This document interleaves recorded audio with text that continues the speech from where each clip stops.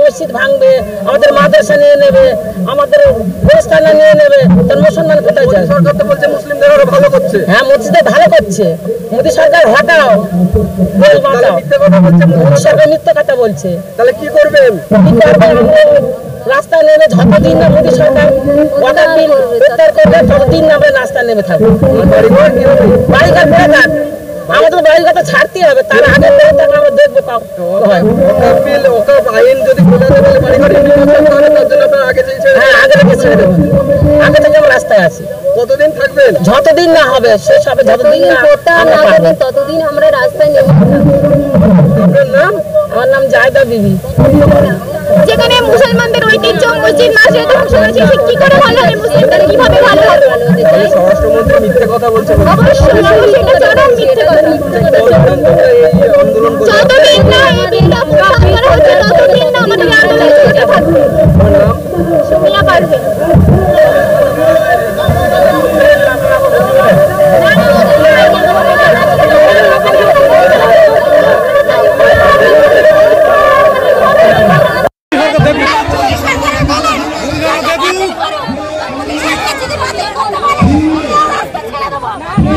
কালকে বললে কালকে আউট হয়ে যাবে।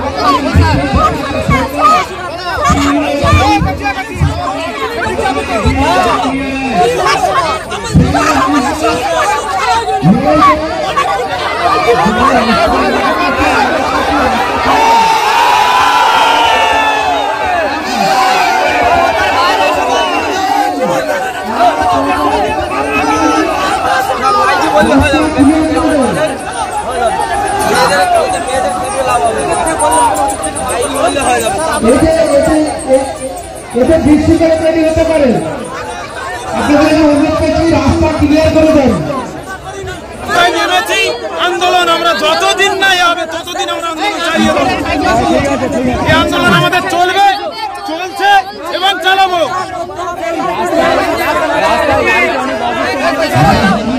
আমরা অ্যাম্বুলেন্সকে কোনোদিন আমরা আটকাবো না।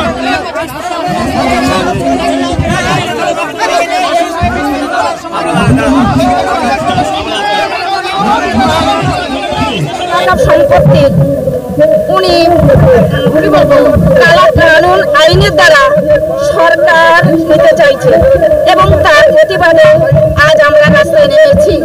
যতদিন না উনি এই কালা কানুন উনি তুলে নেবে ততদিন ইনশাআল্লাহ আমরা এর প্রতিবাদ জানিয়ে যাব। আইন হয়ে গেছে, যাতে আইন প্রত্যাহার করতে হবে। আইন প্রত্যাহার না করা পর্যন্ত আমরা আন্দোলন চালিয়ে যাব। ইনশাআল্লাহ আশা করছি। কেন হবে না? কেন হবে না? এটা তো সংবিধান তো লঙ্ঘন করিয়ে সংবিধান তো লঙ্ঘন করেছে, তাহলে সংবিধানে ফিরে আসুক।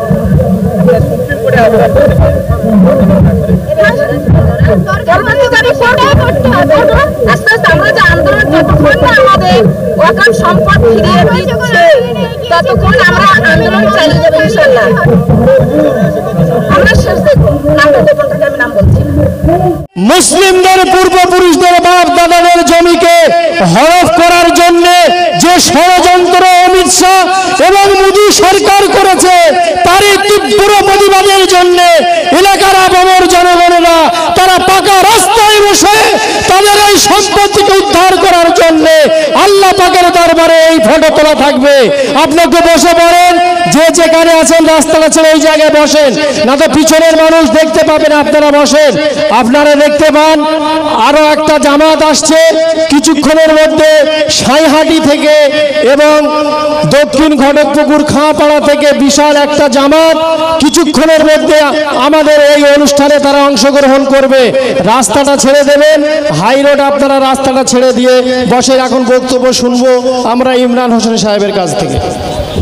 তাই বন্ধুগণ, যে কথা বলছিলাম, যখন পৃথিবীর শুরু লগ্ন থেকে যে আওয়াজ তুলেছেন সেই আওয়াজকে রুদ্ধ করার পৃথিবীর কোন মানব মণ্ডলীর আজও ক্ষমতা হয়নি। এই সূর্য উঠবে আর এই সূর্য ডুববে, এই আওয়াজ বন্ধ হবে না, এই আওয়াজ চলতে থাকবে। যে আওয়াজের বলে খালিদ বিন ওয়ালিদের তলোয়ার চলেছে, কাফেরের তলোয়ার বেদ খণ্ডিত হয়ে গেছে। আজকে এই আওয়াজ বন্ধ করার জন্য আমির শাহের মুখে কুলো পেটে দিয়ে প্রমাণ করে দেখিয়ে দিতে হবে যে আওয়াজ আমরা বন্ধ করতে পারি। প্রয়োজন হলে পার্লামেন্টের ডাক পড়বে, পার্লামেন্ট অবরোধের সেই ডাকের সময় এসেছে, সেই ডাক তো হবে, অপেক্ষা করছে। এই দুনিয়ায় ভারতবর্ষের জমিনে যেমন আমরা আওয়াজ তুলেছি, এই আওয়াজ বাংলাদেশে এসেছিল, সেই আওয়াজের ফলে বাংলাদেশ থেকে বিতাড়িত শয়তান ভারতে আশ্রয় নিয়েছে। আজ হয়তো এই আওয়াজের বলে ভারতবর্ষ থেকে মোদিকে পালাতে হবে, কারণ যে বিষয়টায় হাত দিয়েছে সেই বিষয়টা মুসলিমদের কলিজায় আঘাত করেছে এই সরকার। এটাকে কোনোদিন কোনোভাবে মেনে নেওয়া যাবে না। গায়ে এক বিন্দু পরিমাণ রক্ত থাকতে এই রক্তর পরিমাণে আমরা দাবি আদায় করে মোদির কাছ থেকে ছাড়বো ইনশাল্লাহ।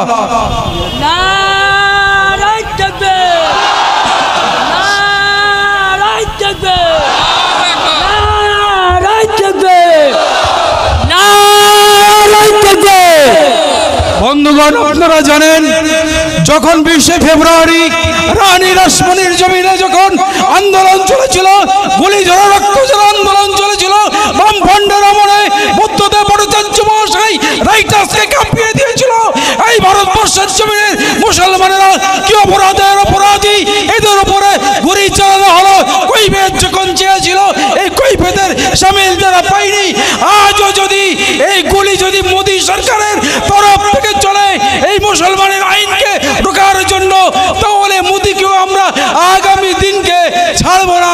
কারণ আমরা জানি বাবা ডক্টর বি.আর. আহমেদ সংবিধানের আইনে যে অধিকার দিয়েছে, সেই অধিকারের বলে আমরা সেকুলার ভারতবর্ষে বাস করি।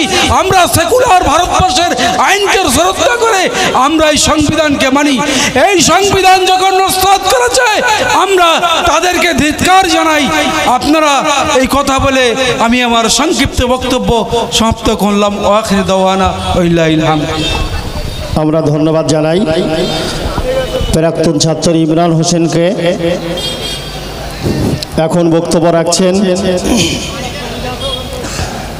জনাব হযরত মাওলানা মিন্নাতুল্লাহ ফাতিহি সাহেব, প্রধান শিক্ষক, ঘটকপুকুর পীর আবু বকর সিদ্দিকিয়া খারিজিয়া মেমোরিয়াল মাদ্রাসা। মিন্নাতুল্লাহ হানাফি সাহেব।